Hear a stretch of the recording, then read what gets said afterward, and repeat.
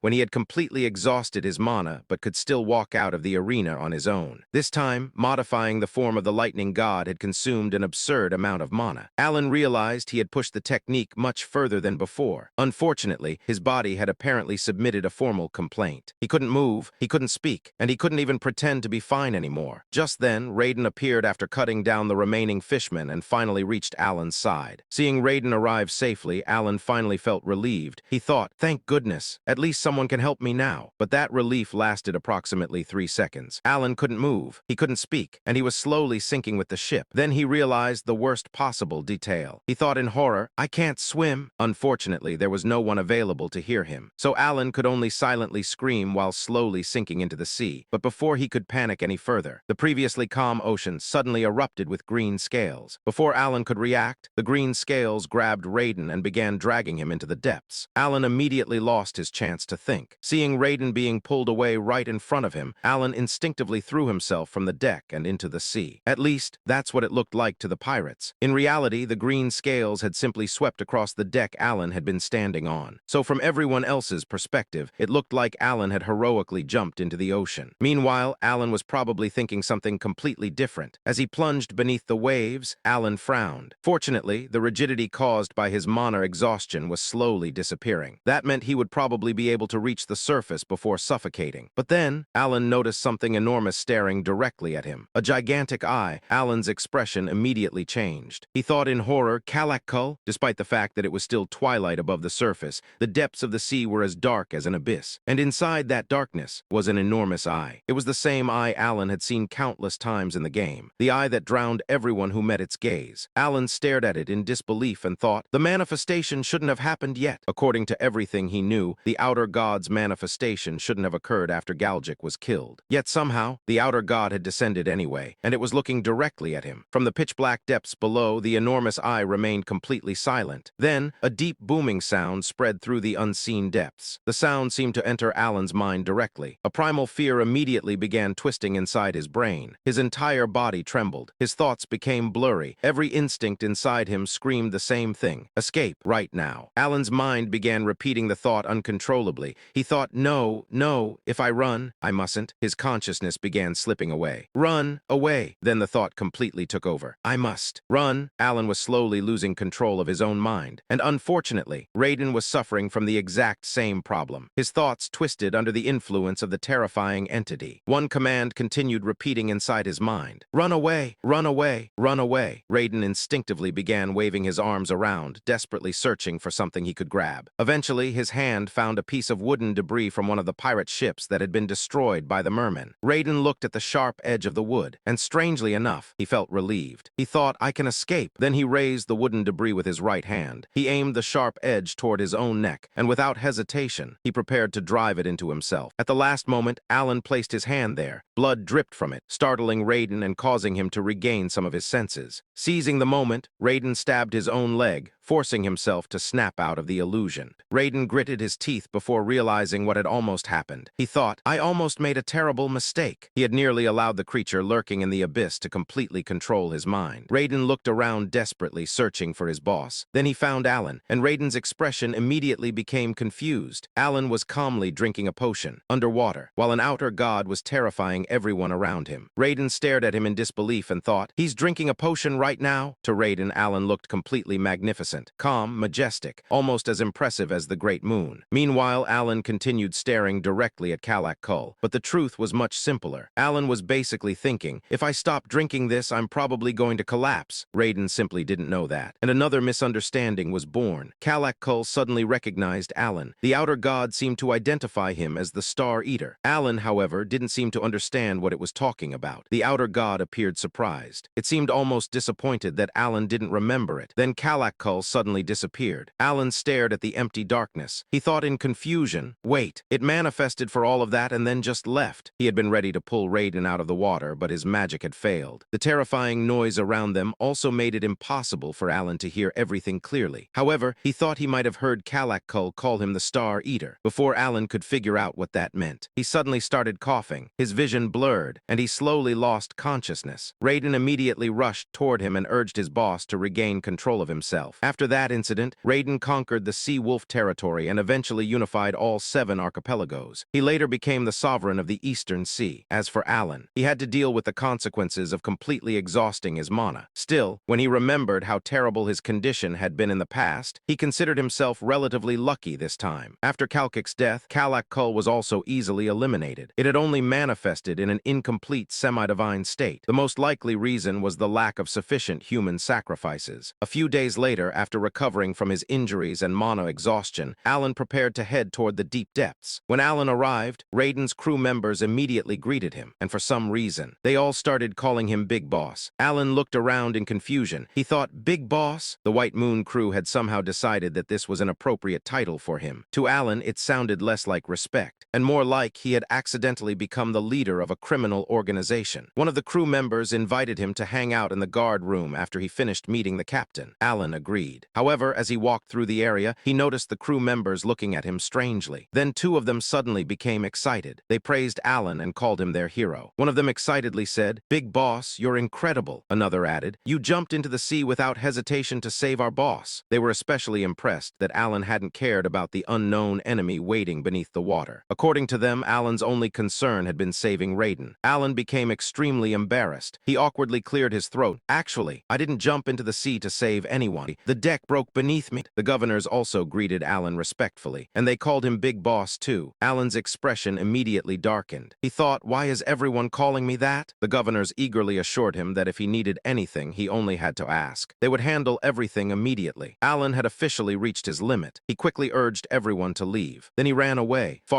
very far away. Eventually, he met up with Raiden. Alan was breathing heavily after running so fast. Raiden immediately became concerned and asked, Boss, are you really okay? Alan quickly assured him, I'm fine. Thanks for worrying about me. He then tried to casually explain, I just ran a little. Raiden looked at him suspiciously. He replied, if you're not feeling well, please tell me. Alan nodded. Raiden then asked if there was something Alan wanted to discuss. Alan nodded again before asking, have you ever heard of the eastern edge of the coast? I need to travel there. Raiden thought for a moment before explaining. People usually use that name to refer to the coast of the Cipra archipelago. It's about a 5-hour trip from here. Raiden then immediately offered, if that's where you want to go, we can leave right away. Alan thanked him for agreeing to help, but before they left, Alan suddenly remembered something. He reached into his belongings and handed Raiden a gift box. Alan explained, I didn't get a chance to give this to you earlier. Raiden stared at the gift box in surprise. He wondered, is this really for me? Alan casually replied, it's nothing fancy. Raiden happily accepted it and said, anything from you is something I'll accept with gratitude. Alan nodded. Meanwhile, Raiden probably had no idea that a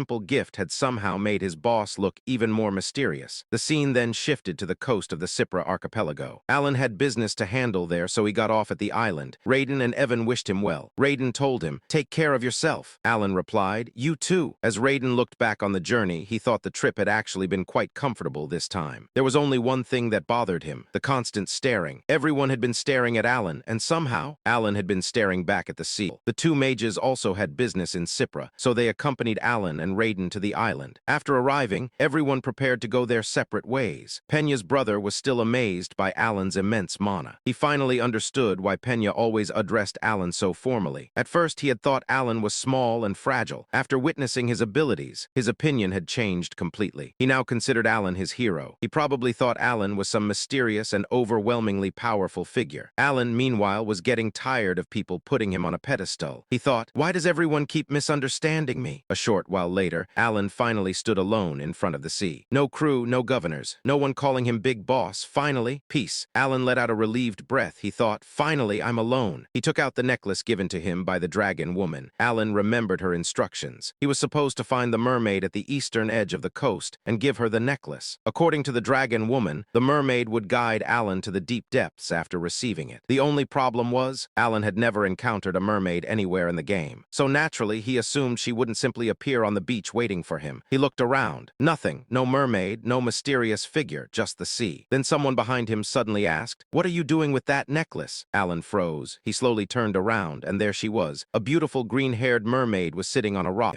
Alan immediately realized something. She had apparently been there the entire time. He thought, "How did I not notice her?" Alan showed her the necklace and explained, "A dragon woman sent me here. She said that if I gave this necklace to the mermaid, I would discover the truth." The mermaid looked surprised. She asked, "A dragon woman sent you? Did she have a long tail?" Alan nodded and replied, "Yes. Her tail was very long." The mermaid became curious and asked, "How long?" Alan thought about it for a moment before answering, "Long enough to make a question mark with it." The mermaid immediately became certain. She thought, "So he really did come specifically for me." Alan, meanwhile, probably had absolutely no idea what she was thinking. The mermaid smiled before inviting him, "Come inside." But before he could ask, the mermaid enclosed him inside a strange magical sphere. Alan looked around in surprise. He realized that the sphere looked almost like an ordinary drop of water. But the deeper they traveled, the stranger everything became. Alan felt as though he were sinking into an infinite void. The two continued descending deeper beneath the ocean. As they traveled farther down, Alan's eyes widened. The scenery surrounding them was breathtaking. He stared at the underwater world in amazement and thought, "How does a place this beautiful even exist down here?" Eventually, they reached a set of ancient ruins hidden deep beneath the sea. The mermaid calmly informed him, "We've arrived." Alan soon realized something even more surprising. He could breathe underwater without relying on the magical sphere. Alan probably should have been impressed. Instead, he was likely wondering how many more impossible things were waiting for him. The mermaid then instructed him to follow her. She addressed him as the seeker of truth. Alan followed, then something unexpected happened. The mermaid suddenly transformed. A pair of human-like legs appeared beneath her. Alan stopped completely. He stared at her legs in disbelief. He thought, "She has legs?" The mermaid noticed his shocked expression and smirked. She explained, "It's a unique effect of the sanctuary." The mermaid then revealed her identity. She was known as the Watcher. She turned toward Alan and welcomed him, saying, "Welcome to the Sanctuary of Observation." Alan looked ahead at the ancient sanctuary. After everything he had already experienced, he could only wonder what kind of misunderstanding was waiting for him next. Hidden, an operative working for the Blue Moon organization, had arrived at Mulman, one of Asteria's territories. Mulman was an area where the influence of the underworld was particularly strong, and where the nobility had largely neglected the people. Hidden had come here for one reason. He had learned that the ringleaders plotting against the Great Moon would be gathering in this area. Following the orders of Yahello, also known as Deus Macallion, Hidden had come to identify those conspiring to defame the Great Moon. Since he had arrived slightly ahead of schedule, Hidden decided to conceal himself and observe the area first. However, the moment he reached the entrance to the basement, he stopped. Bloodstains covered the area. Hidden immediately realized that something had gone horribly wrong. He opened the door, and what he saw inside was horrifying. Bodies were scattered throughout the room. Some had been badly injured. Others had been torn apart. There were missing limbs and terrified expressions frozen on the faces of the dead. The entire room had become a horrifying scene, yet Hidden remained calm. He looked around and began analyzing the situation. He wondered, who could have done this? Traitors, blacklight cultists, the Roots, he continued thinking. No, none of them would go this far. He looked at the scene again before wondering, could it be the shadows? He immediately rejected the possibility. No, the shadows wouldn't leave behind evidence like this. Even in the middle of such a disturbing scene, Hidden was still doing detective work. Then, a sudden noise came from upstairs. Hidden immediately rushed toward the upper floor. When he reached the second floor, he stopped. 5 people who were unmistakably nobles of Asteria were sitting around a large round table. Their necks had been twisted in an unnatural manner, and standing in the center of the table was a boy. Hidden stared at him. The boy had blue hair and blue eyes. He stood calmly beneath the moonlight, staring directly at Hidden. There was no weapon in his hands. There was nothing resembling a weapon around his waist. Nothing. Yet Hidden immediately understood. He thought, he's the one who did this. Hidden's heart began beating violently. He forced himself to remain calm and slowly reached for the sword at his waist. The mysterious boy simply watched him. He didn't move, yet Hidden could feel an overwhelming pressure coming from him. There was no evidence, no explanation, just instinct. Hidden somehow knew that this boy was extremely dangerous. Then, the boy suddenly smiled. Hidden froze. It wasn't an evil smile. It wasn't a threatening smile. It was an innocent smile, almost ridiculously innocent considering the horrifying scene surrounding them. The moment the smile appeared, the suffocating pressure completely disappeared. Hidden became even more confused. He thought, why is he smiling like that? The boy stepped down from the table. He calmly walked toward Hidden. Hidden immediately tried to draw his sword, but before he could pull it out, the mysterious boy suddenly appeared in front of him. He calmly pushed the sword hilt back into its sheath. The sword slid back inside as smoothly as if Hidden had never tried to draw it. Hidden stared at him in disbelief. He thought, did he just put my own sword away from me? The boy calmly looked at him and said, the job here is already done, so you can leave. Hidden remained frozen. The boy then added, but if I were to give you one piece of advice? He looked directly at Hidden. Then he gently patted Hidden on the shoulder. Hidden's entire body stiffened. The boy smiled innocently and said, next time make sure to do your support work properly. Hidden stared at him. The boy continued and said, this is a rather sensitive matter. Then, he disappeared from the building. Hidden was left standing alone. He stared at the empty doorway. He had come here to investigate a conspiracy. Instead, someone had murdered the conspirators, disarmed him without even drawing a weapon, and then politely told him to improve his support work. Hidden probably had no idea whether he had just been threatened or given workplace advice. In a dark room, somewhere within one of the secret locations scattered throughout the kingdom and controlled by the blue moon, Hidden was giving his report. Utia asked, did he really say that? Hidden nodded, even though the other person couldn't see him, and answered yes. It was a boy with blue hair and blue eyes. He added, although I have to admit his husky voice didn't quite match his appearance. On the other end of the communication device, Utia furrowed his brow. She seemed to be seriously analyzing this extremely important piece of information. A boy with black hair, blue eyes, a husky voice. Utia thought about it for a moment. Then she decided he didn't care. Utia calmly said, don't worry about that. Hidden was slightly surprised. He asked, is that really okay? Utia confidently replied, yes. Hidden fell silent. He had expected a long investigation, maybe an interrogation, perhaps even some complicated explanation. Still, an order was an order. Hidden lowered his head and respectfully said, I will obey the command of the Red Moon. The command was absolute. There was no room for argument. Yet even after the communication ended, Hidden couldn't shake off his curiosity. He waited until he was certain the communication device had completely shut down. Then he stared into the darkness and quietly wondered, who is that guy? Then he thought again, I get the feeling that boy killed them for the Great Moon. Hidden also wondered, and why does everyone around him keep acting like strange things are completely normal? Unfortunately, there was no one around to answer him. The observer then led Alan deeper into the cave. The observer walked toward the altar and picked up a mirror. She then handed it to Alan and said, look into it. You will see what you've been searching for. Alan looked at the mirror and saw himself. His expressionless face stared back at him. Alan thought, so, the great truth is apparently my own face. Then something strange happened. Alan suddenly felt as if the entire world was being sucked into the mirror. His perspective shifted. The chamber disappeared. Everything around him vanished. Then a mysterious voice echoed inside his mind. The ancient deities have been dethroned. Alan immediately became confused. He thought, that's certainly one way to start explaining the truth. The voice whispered again. Its gender was impossible to identify. It could have belonged to a man, a woman, a child, or an old person. Its sound was distorted by strange static. Alan had experienced something similar once before. He soon realized that his body was floating alone in a place resembling the deep sea he had seen earlier. The voice continued and said, the original deities who lost their thrones were deprived of many things. Then it began listing them. Someone lost their name. Someone lost their body. Someone lost their mind. Someone lost their honor. Many lost things and were robbed. The dark beings plundered much. Alan listened carefully, but the longer he listened, the stranger everything became. He thought, so this is supposed to be the truth? According to what Alan knew, looking into the mirror should have allowed him to see the truth. Yet all he could see was an endless darkness. There was nothing around him, only the strange voice. Alan became increasingly increasingly confused. He thought, what exactly am I looking at? He tried to speak, but his voice didn't come out correctly. The moment he realized something was wrong, the static suddenly became much louder. Alan instinctively raised his hands toward his ears. He thought, what is it saying? The sound became even more distorted. The strange noise seemed to pierce directly into his mind. Alan tried to withstand it, but the voice suddenly became clear. So it is still not time. Alan's expression became serious. Then the voice continued. Eliminate the one in hiding, the one who was deprived. Alan stared into the darkness. Before he could understand what that meant, another strange word echoed through his mind. Feast. For now, Alan finally saw something. What he had mistaken for an abyss wasn't an abyss at all. Countless nebulae stretched across the edge of his vision. Alan stared blankly. He thought, wait. The darkness wasn't empty. It was the vastness of space itself. The static slowly began invading his vision. First, it appeared in one small part of his sight, then half, then more, until his entire vision was filled with static. And then Alan saw it. An eye, a gigantic eye filled with countless nebulae. It was staring directly at him from within the darkness. Alan froze. He couldn't move. He couldn't look away. The mysterious voice then commanded him, close your eyes. Alan instinctively obeyed. He suddenly gasped and repeatedly blinked. The endless void disappeared. The deep sea returned. Alan was back inside the underwater observatory. The observer was standing directly in front of him. She looked deeply concerned and asked, are you okay? Alan frowned slightly at her worried expression. Then he realized something. His eyes were wet. He slowly looked toward the mirror, and his expression immediately changed. Blood was flowing from his eyes, nose, and mouth. Alan stared at his reflection. He thought, so much for simply looking into a mirror. A little later, after wiping the blood from his face, Alan finally returned to his senses. The observer looked at him with a complicated expression. She seemed unsure how to explain what had just happened. Then she finally asked, so you're saying that someone spoke to you when you looked into the mirror? Alan nodded and replied, yes. He paused before adding, I heard something about the ancient deities. The observer immediately interrupted him. She raised her hand and said, wait, don't say anything more than that. Alan blinked. He wondered, was that really such a dangerous sentence? The observer looked genuinely serious and warned him, whether here or anywhere else, it's better not to talk about what you heard, unless you want those things clinging to the roots to come crawling out. Alan silently stared at her. He thought, I came here looking for information, and somehow I'm leaving with even more things I'm not allowed to talk about. The observer sighed before returning to the subject. She asked, anyway, you saw a large entity covered in strange noise inside the mirror, right? Alan nodded and replied, yes. The observer paused for a moment before explaining. She said, let me clarify something first. The mirror you looked into is called the bronze mirror that records history. As the name suggests, its function is to show the history recorded within it. Alan immediately asked, then normally I should have seen that history. The observer nodded and replied, normally, yes. The mirror's ability is strictly limited to showing recorded history. She paused. Then she looked at Alan strangely and said, but it seems you saw something else. Alan frowned and asked, what do you mean by something else? The observer shook her head and replied, I can't explain it. Even as the observer, I can't identify an entity capable of breaking through the bronze mirror's abilities and controlling it at will. The observer then continued explaining. She said, one thing is certain. You encountered an entity far beyond your current capacity. She continued, the fact that you bled so heavily, while every word you heard became distorted by strange noise, makes that clear. Alan asked, so seeing an entity far beyond your own rank can cause something like this? The observer nodded and replied, if the difference in rank is significant enough, yes. I can't even determine exactly what happened to you. Alan became slightly disappointed. He thought, so even the person whose entire job is observing things doesn't know what happened. The observer shifted her gaze from the mirror back to Alan. She said, at this point, there isn't much more I can do to help you. Alan sighed and replied, that's unfortunate. I didn't even get half the information I wanted. The observer suddenly said, there is one thing I can deduce from what you told me. Alan immediately became interested. He asked, what is it? The observer answered, it's likely that the deprived one you encountered refers to an outer deity, and it seems that whatever you saw may have been trying to protect you. Alan stared at her. He asked, protect me? The word sounded extremely strange considering what had just happened. Alan thought, if that was protection, I'd hate to see an attack. The observer noticed his confusion and continued explaining. She said, I told you that the bronze mirror shows history, didn't I? Alan nodded and replied, yes. She pointed toward the mirror and said, but not everyone sees the same history. The starting point differs. Alan raised an eyebrow. He asked, the starting point differs? The observer explained, most people who look into this mirror see the era of the forgotten deities as the foundation of history. She paused before continuing, but a select few can see even further back into a much more distant past. Alan immediately asked, are you saying there is a history that existed before the era of the forgotten deities? The observer nodded and replied, I haven't seen it myself, but I believe there is. Alan asked, why do you believe that? The observer's expression expression became more serious. She explained, my predecessor, my mentor, saw that past and left a final warning before passing away. Her voice became slightly bitter. She then quoted the warning and said, never look into the past before the era of the deities. It was an absurd death. She suddenly saw a past that had remained hidden despite using the mirror dozens of times, and then she died. The observer finally spoke again. She said, for now, I'll send you back outside. Since the mirror has lost its power, there is nothing more you can do here. She paused before adding, perhaps in a year things will be different. Alan nodded and replied, all right, I'll leave it to you. The observer created another magical sphere. Alan stepped inside. The sphere carried him away from the chamber and slowly transported him back toward the surface. But before leaving completely, Alan suddenly remembered something. He turned toward the observer and asked, may I ask you one more question? The observer looked at him and replied, what is it? Alan hesitated for a moment. Then he said, this isn't related to what I heard earlier, but I heard something while dealing with the outer deity. The observer waited for him to continue. Alan finally asked, do you know anything about the Star Eater? After Alan disembarked, Felin and Penia also arrived at the Cyphra archipelago. They had come here for more than just investigating the mermen. They were also investigating the illegal distribution of goods from the Blue Tower. Unfortunately, Penia did not look particularly excited about the assignment. She dragged her staff along the ground while looking completely exhausted. She complained and said, ugh, this is so annoying. Why do I, of all people, have to do this just because I'm a deputy tower lord? Felin glanced at her. Seeing Penia finally return to her usual personality, he immediately thought, as expected, his previous suspicions about Count Palacio had mostly disappeared after witnessing Alan's overwhelming magic during the battle with the mermen a week earlier. Felin no longer wondered why Penia acted so strangely around Alan. Instead, he had developed a completely different suspicion. Actually, it wasn't even a suspicion anymore. He was almost certain. Felin looked at Penia for a while, then he decided to ask. He called out and said, sister. Penia immediately turned toward him with an annoyed expression. She asked, why are you talking to me when it's scorching hot? Felin hesitated. Then he asked, can I ask you something? Penia sighed and replied, what is it? Felin looked at her seriously. Then, as casually as if he were asking about the weather, he asked, do you by any chance like Count Palacio? Silence. For one beautiful second, nothing happened. Then Penia didn't even stop walking. She simply reached over and smacked the back of Felin's head. Felin stumbled slightly. He looked at her in disbelief and asked, wait, why did you suddenly hit me? Before he could finish, another hit landed. Felin's eyes widened. He asked, sister? Penia snapped and said, it's already unbearably hot and you're getting on my nerves. Are you trying to die, you idiot? She grabbed Felin by the hair. Then she started beating his side with her other hand. Felin cried out and said, ow, ow, sister, why are you suddenly attacking me? Penia angrily shouted,